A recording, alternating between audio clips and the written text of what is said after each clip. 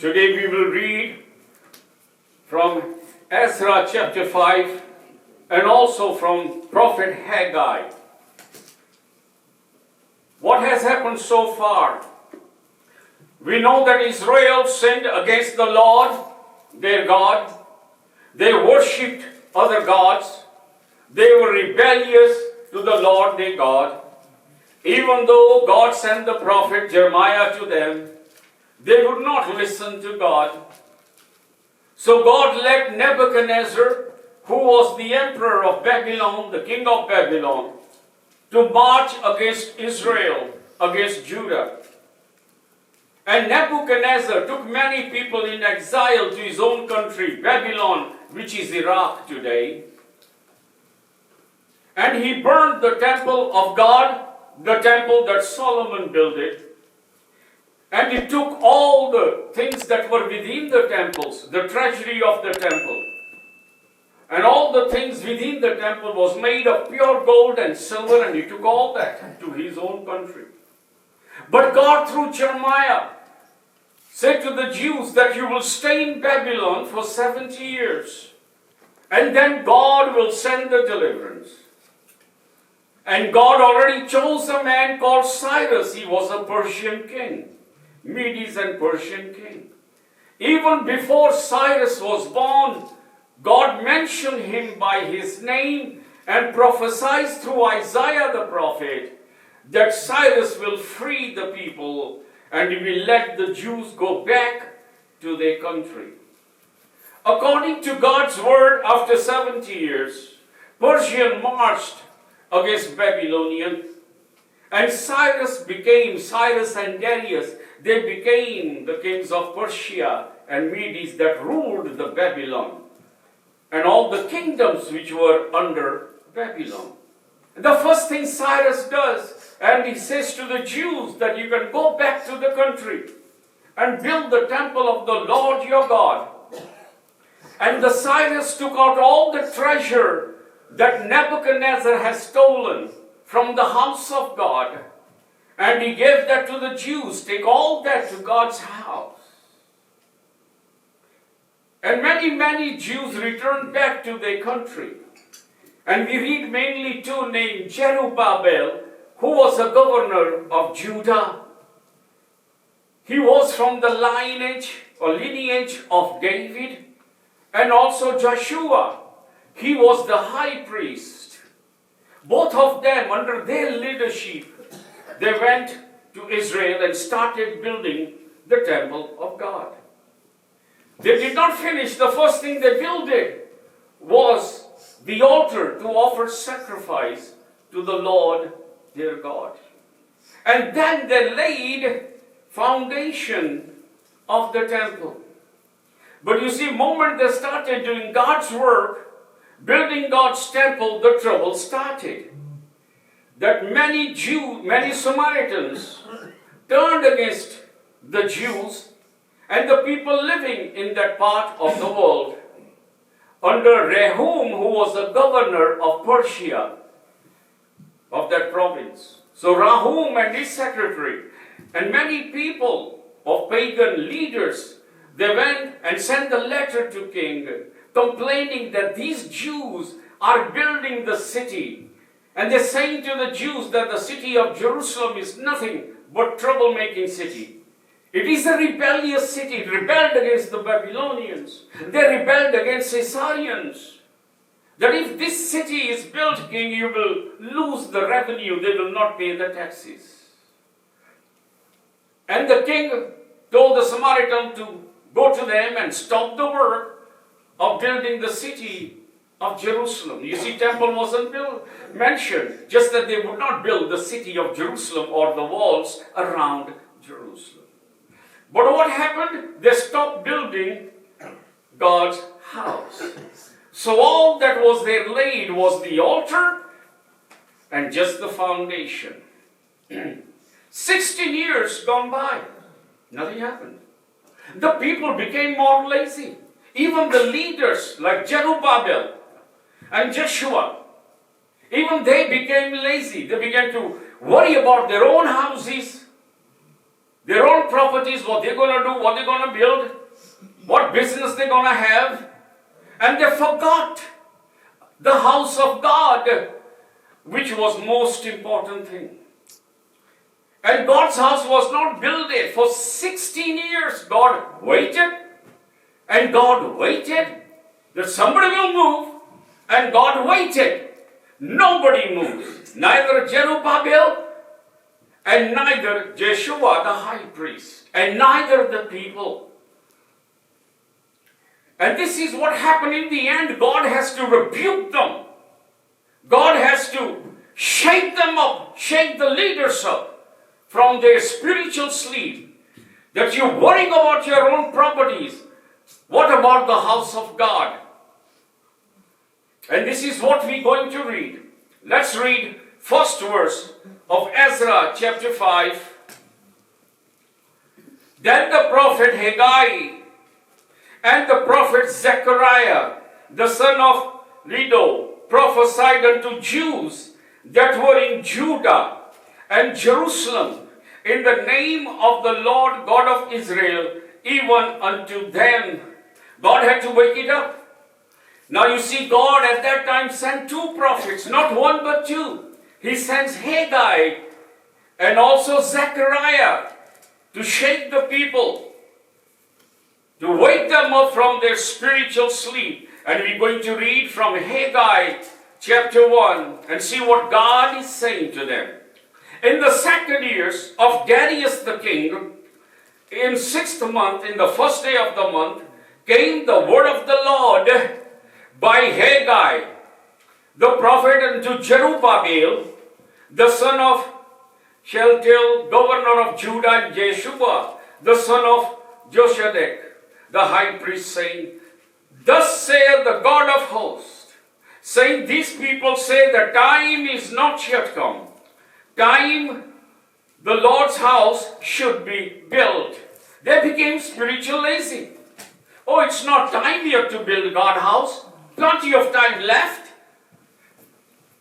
And here we can see people who were once on fire for God. The people who were inspired that they wanted to do something for God, the first thing they must build is the house of God. And suddenly all those people, even the leaders, has gone spiritually cold. And they stayed spiritually cold because if you are spiritually cold, you are no good to God. He can't use you. You're spiritually cold. You're neither here and neither you are there. You're just cold turkey. And that's exactly what happens. They all got spiritually cold. They say, well, we'll build it later. It is not yet the time to build the house of God. They got used to living without temple. When they came first, temple was priority. They wanted to build the temple. Now they got used to living without temple. That's what's happened. When you stop coming to church, after a little while you don't want to come. That's what happened to the churches. They are empty now. They are comfortable in their own lives, and the house of God is laid waste. Nobody cares about Jesus. All they are caring is their life, their houses, the things they want. The priority is a wrong priority. God should be the main priority in your life. And here they were saying, not yet. It's not time yet. Later on. And that's exactly what devil does with us. Oh, you can read Bible tomorrow. You don't have to rush. Christ ain't going to come yet. He makes you spiritually lazy. And not just lazy, but also spiritually cold. Verse 2, they said, what did they say? This is not yet. It's not time yet. Let us finish our own building of the houses. Let us do our own businesses. They put God on the back seat. The people who were full of zeal, they lost that zeal. The love that once they had, they lost that love. And even their leaders have lost the love. They've gone cold. And keep on putting off God. Keep on putting God on the back seat. It's a dangerous position to be. We read in the book of Revelation where John sees the vision and Christ gives John the revelation. And God is sending messages through John to various different churches in Asia, which we can read in the books of Revelation. In chapter 3, we read about this church, the church which was in Laodicea. And here God sees the church, that those people who were once on fire, the church that was on fire is no longer on fire with God. The love has gone cold. Their desire for God has gone cold. Them living for God has gone cold. And God sends them message. And this is what God says, I know your works, that you are neither cold and neither hot. You are lukewarm. And God is giving this last chance to this church. He says to the church of Laodicea, I said, make up your mind. Either you're going to be hot or you're going to be cold. You can't sit on fences. Because you are neither this side, neither that side. And many people are living half life. They are half with God, and other half they are with the devil. They are sitting on the fence. They do their little bit for God, and also they do the works of Satan. You cannot sit on the fence. God is saying to you today, you got to decide what are you going to do with your life. You can't be either hot or cold. He said, make up your mind. He said, if you don't make up your mind, here Christ is saying very hard words. You know what he says? I'm going to spit you out.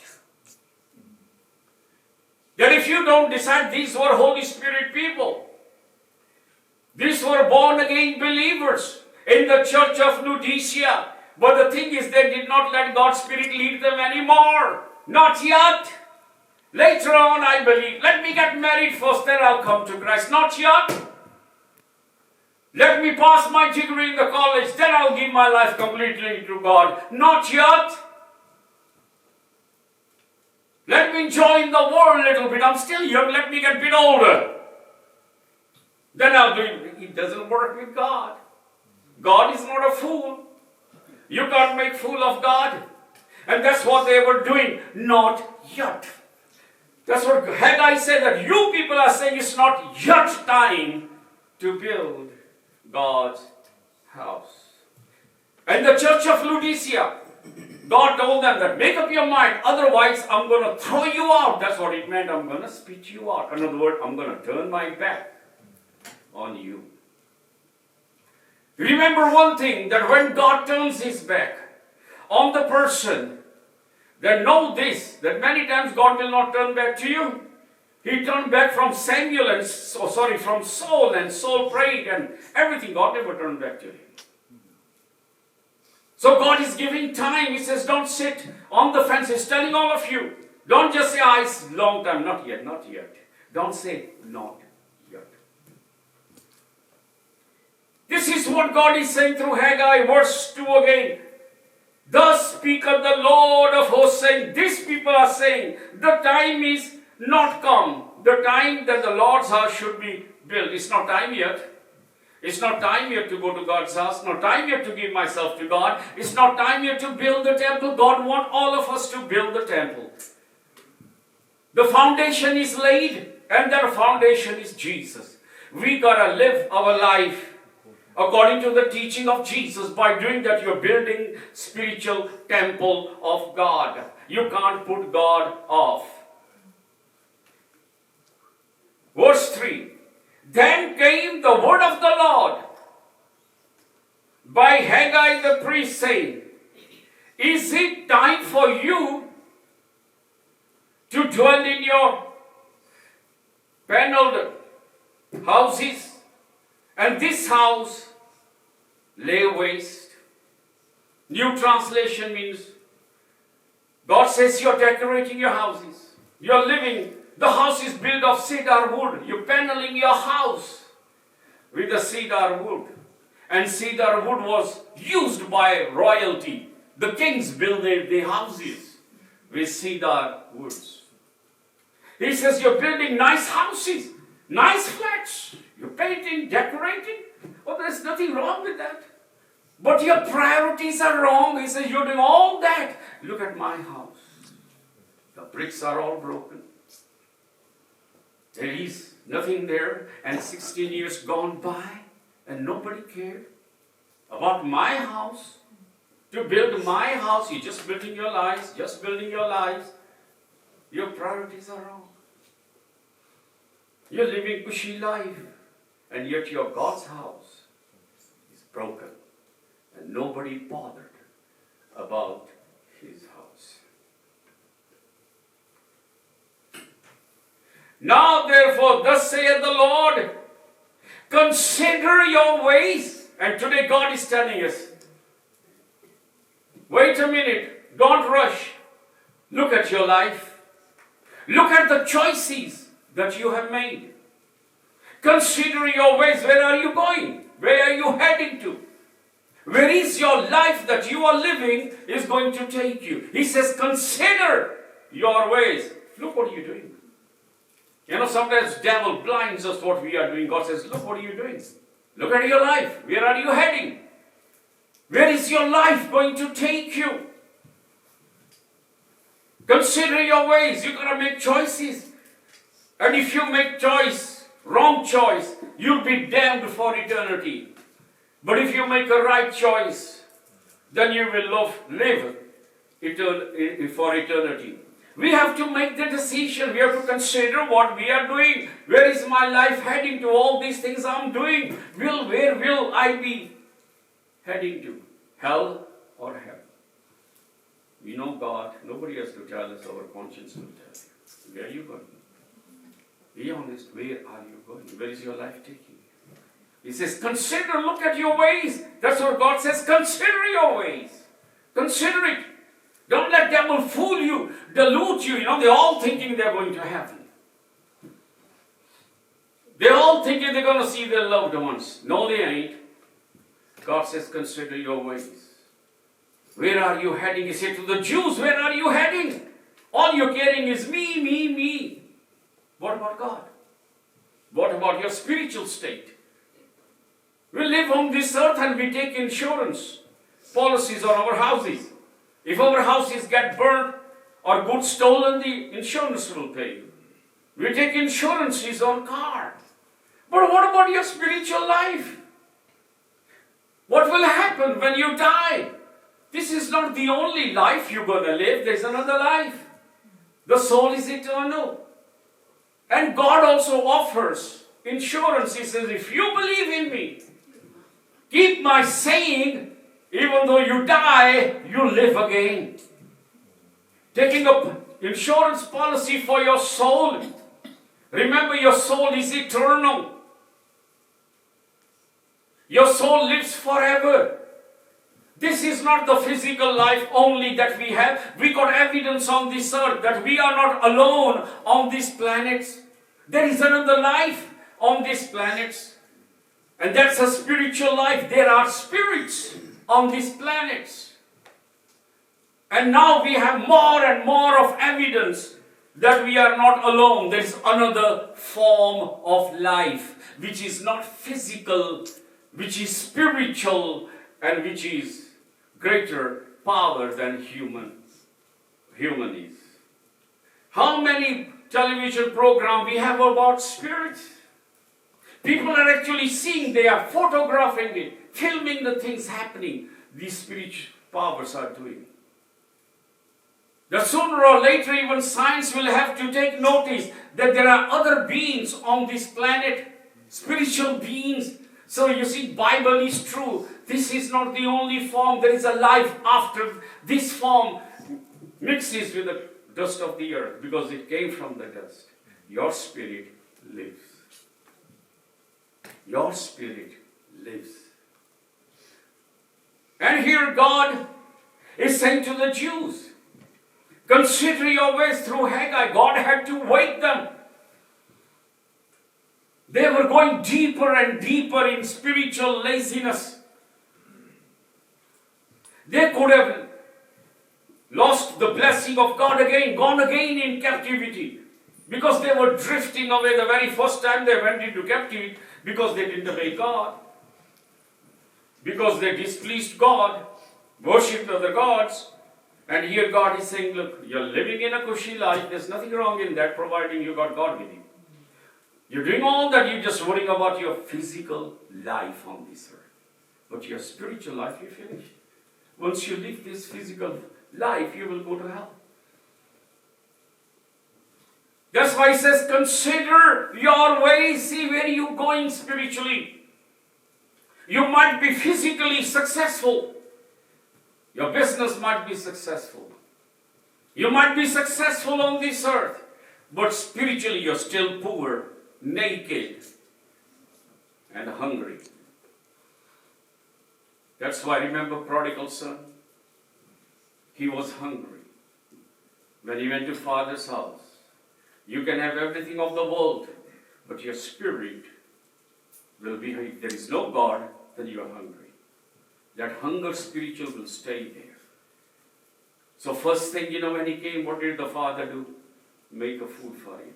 Kill the fattest calf, for my son has come, that he should be spiritually fed by the father.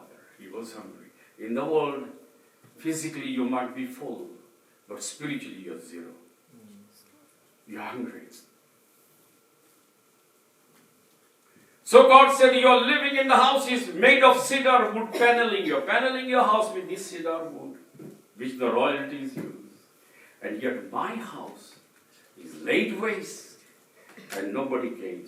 And here God is telling them that they must consider their lives.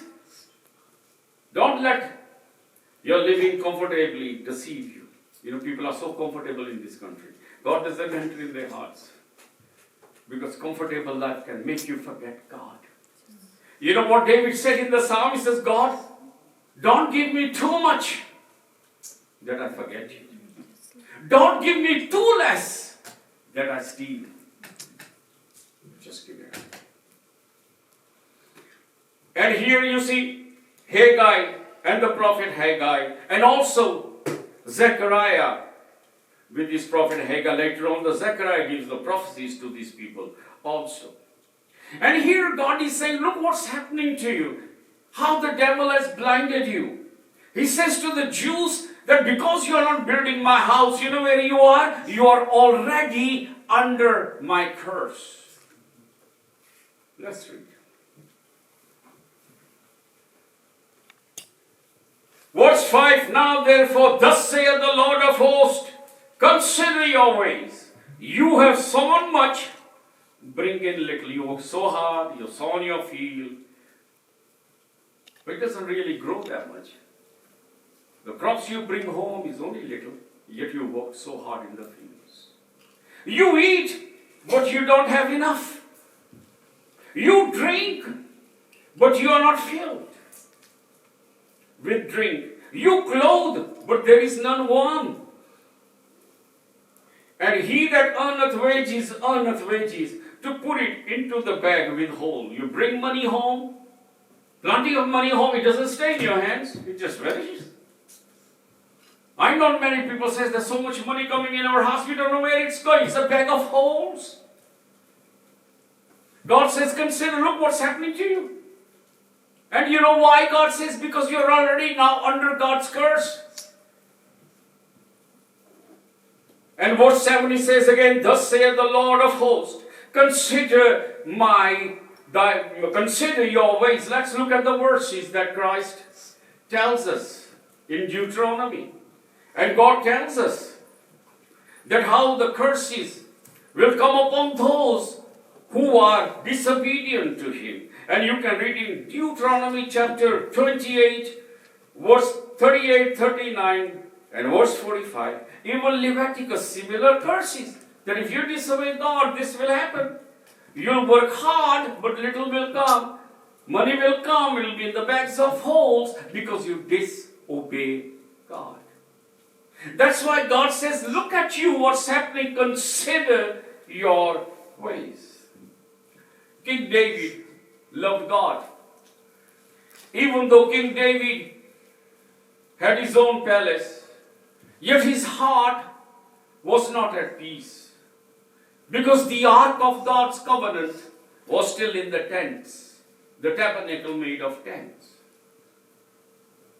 And King David said, it's not right for me to live in a palace like this.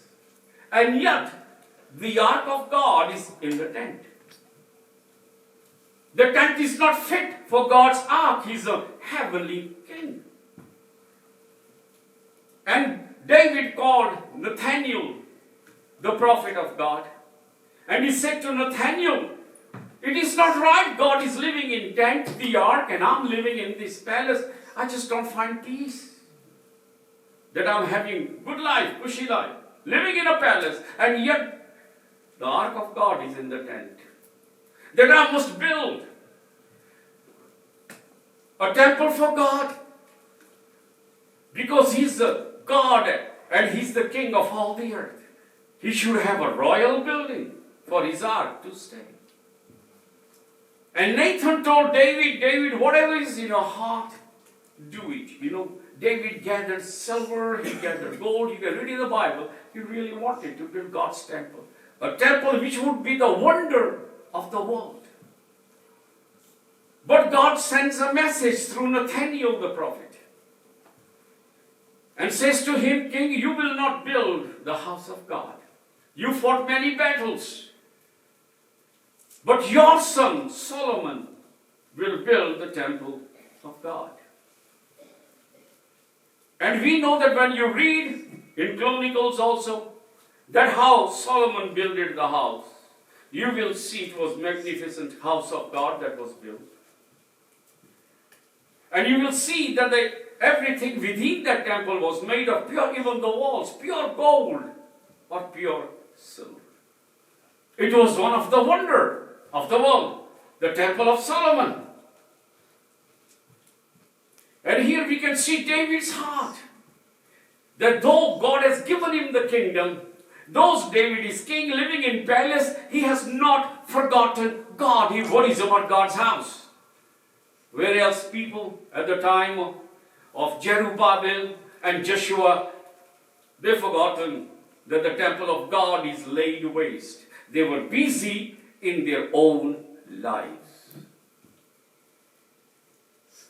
Verse 7, thus saith the Lord of hosts, consider your ways. Go up to the mountains, bring wood, build the house. I will take pleasure in it. And I will be glorified, saith the Lord. You looked for much, though it came to little. When you brought anything home, I did blow upon it. Why? Thus saith the Lord of hosts, because of my house that is waste, and you run every man unto his own house. You're not that prosperous, you're working hard. So much money coming in your house. When you bring the money, I just blow on your money. It doesn't stay in your hands. Goes on bills and other things. In the end, you got nothing, only pennies left. You sow crop, you work hard, and the land produces very little. And God says, why? Do you know why? Because you are all bothered about your lives. Cushy lives, running to your own houses, building your own properties, building your own businesses, building your career, but forgetting your spiritual life, forgetting the temple of God. Because your body is God's temple. You want to live there. You're forgetting God. You're forgetting to pray. You're forgetting to come into church. Any excuse not to come to church. Remember one thing, Jesus went to church regularly. All the time you'll see him in the synagogues. And this temple that they were going to build was going to be a magnificent temple. It wouldn't be as beautiful as Solomon's. But we're going to read the glory of this temple going to be even greater than Solomon's. You know why? Because this is the temple when Messiah was born, came to. This is the temple where Mary brought her son when he was a little baby. This is the temple where Jesus spoke to the Pharisees, religious leaders, when he was just 12 years old. So the glory of this temple was going to outrun the glory of Solomon's temple. In Solomon's temples, God glory come. But in this temple, Messiah himself will walk in this temple.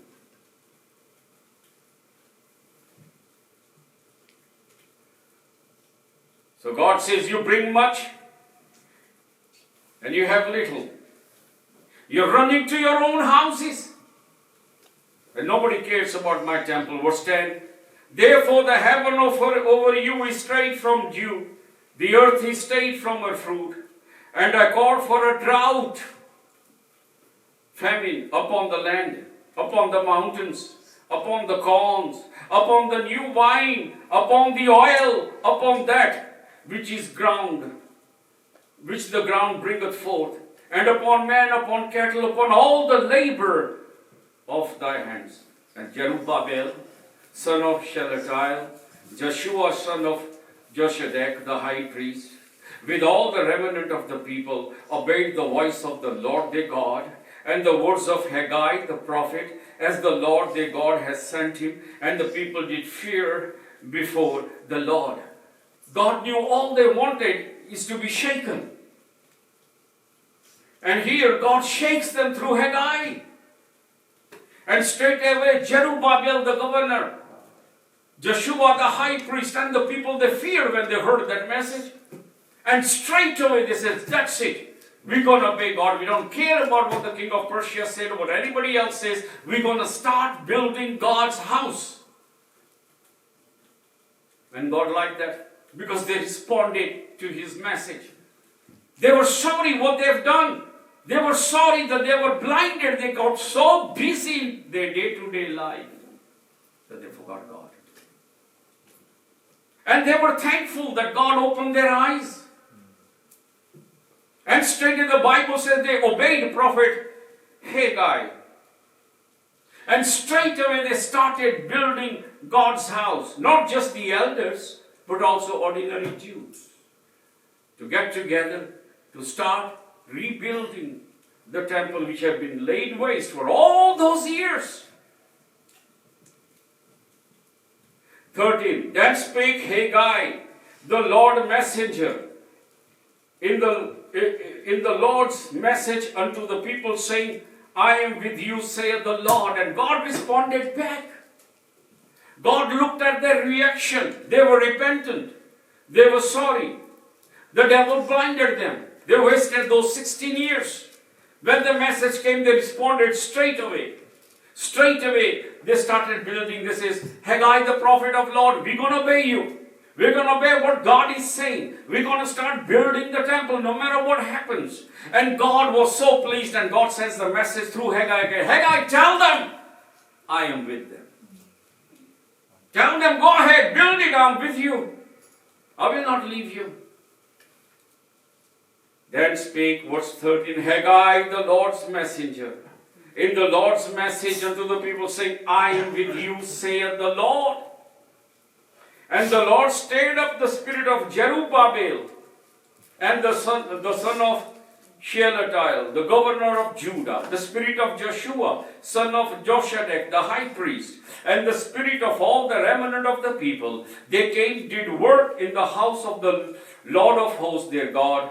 And in the 4th and 20th day of the 6th month, in the 2nd years of Darius the king. What happened? Positive response. Then on top of that, God started stirring their hearts, giving them desire to do it, a will to do it. And now we're going to read from Ezra chapter 5, and that is when they started building the temple, because Haggai gave the message. We read chapter 5 again.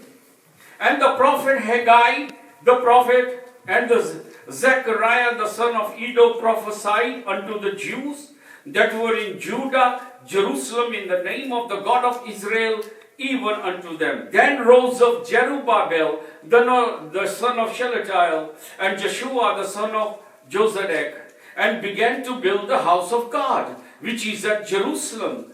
With them were the people, the prophets of God, helping them straight away. They responded to the message of Christ. There was no buts. There is no tomorrow. There was not saying, wait a bit, time is not yet. None of these things. Straight away they repented. Straight away they started building the house of God. And prophet Haggai and also the prophet Zechariah, they were there with the people, giving them the message of God, stirring their hearts to do the work of God, encouraging them to do the work of God.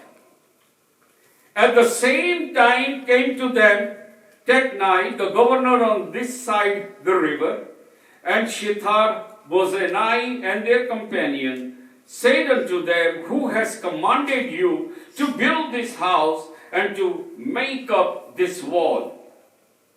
Then said we unto them after this manner, what are the names of men that make this building?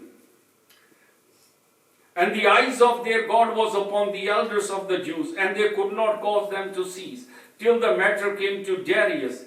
Then they returned answer by the letter concerning this letter. Now, while Jews forgot God, while they were living in their nice houses, cedar paneled walls, do you know something? They had no trouble. While you are busy in your life, you have forgotten God. God, devil ain't going to trouble you. He's going to let you carry on. Because you are no threat to Satan. You are in his grip.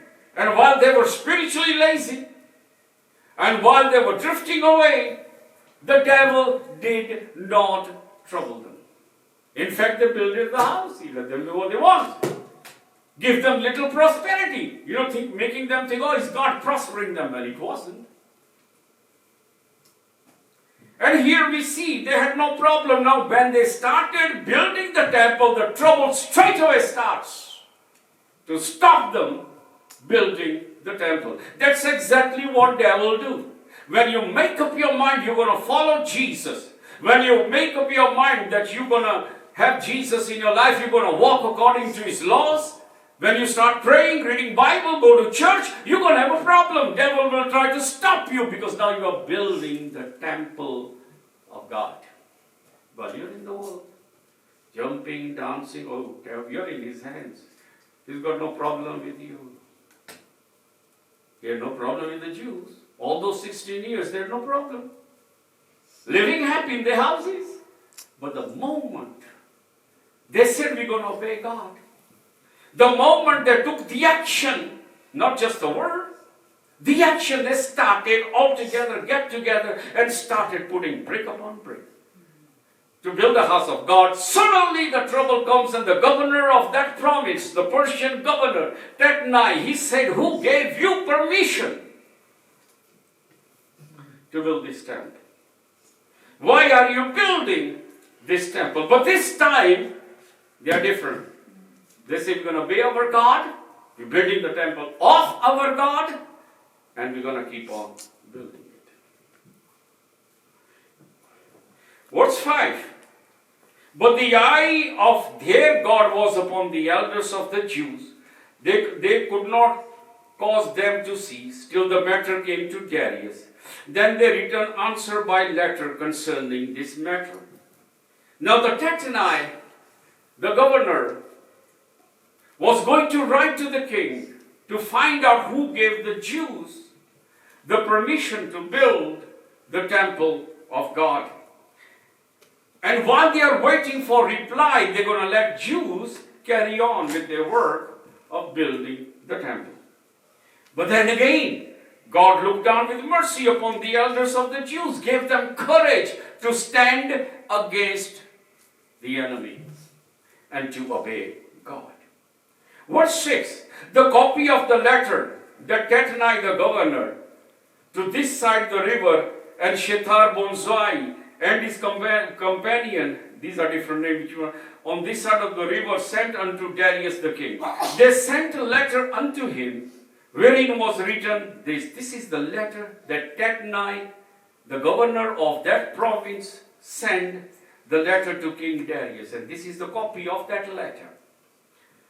Be it known unto king that we went into the province of Judah to the house of the great God. This governor is good. He's giving honor to God. He said, we went and saw them building